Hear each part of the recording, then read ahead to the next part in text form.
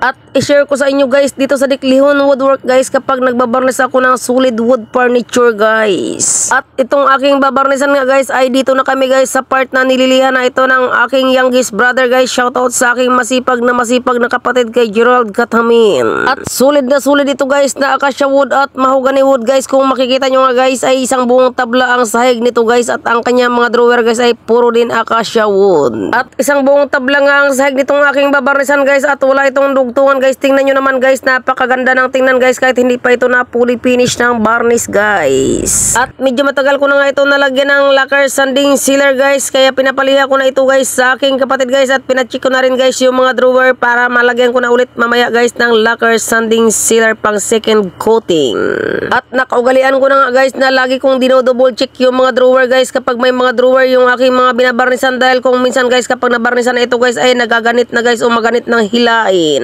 At dahil kapag hindi talaga guys na double check ang mga drawer guys, kung minsan hindi mo mapapansin na kapag nabarnisan na ito at kumapal na yung mga barnis ay maganit na hilain ang mga ibang drawer. Lalong lalo na guys kapag hindi pa gaanong tuyo yung barnis guys at ibinalik na ang mga drawer, kung minsan guys ay tumitigas ito sa kanyang mga frame. At ang isa pang dahilan yan guys kung bakit maganit hilain ang mga drawer guys, kahit may mga drawer guide naman ito guys, kung minsan naman guys kapag nasobrahan ng kapal ang pagbabarnis sa mga labi nito at sa mga tagiliran. Kaya naman guys ay nakaugalian ko na talaga guys na mag-double check ng mga drawer palagi guys bago ko ito i-fully finish guys para ma-adjust ko at mabawasan kung saan yung mga part na makakapal.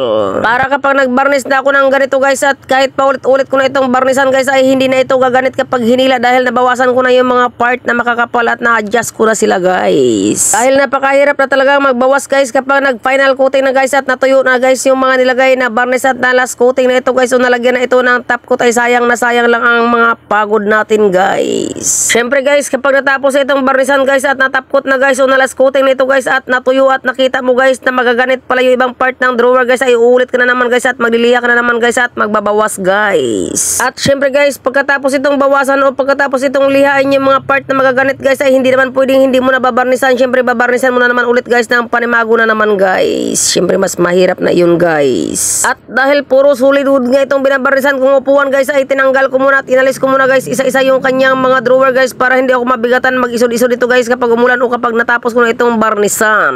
At dahil sa sobrang bigat nga nitong binabarnisan kong upuan guys ay dito ko na sila lansan sa kabilang side ng kanyang mga drawer para mas maluwan din naman sa akin guys kapag nagbabarnis ako guys. At ito na nga guys o ang ganda-ganda na guys, binalik ko na yung kanyang mga drawer. At big shout out muna guys sa may-ari nitong aking binarnisan guys at maraming salamat kay Madam guys Corina Arapan at kay Sir guys Anasito Arapan. Thank you so much. Maraming salamat po Arapan family sa pagtangkilik nyo palagi sa aming mga gawa at sa aking pagbabarnis. Thank you so much Arapan family.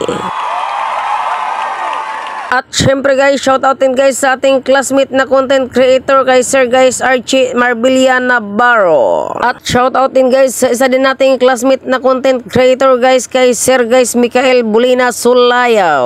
At shoutout din guys sa ating masipag na komentor at follower nating masipag guys kay Sir guys Albert Manguba. At shoutout din guys sa masipag nating komentor at follower kay Sir guys Renato Viray.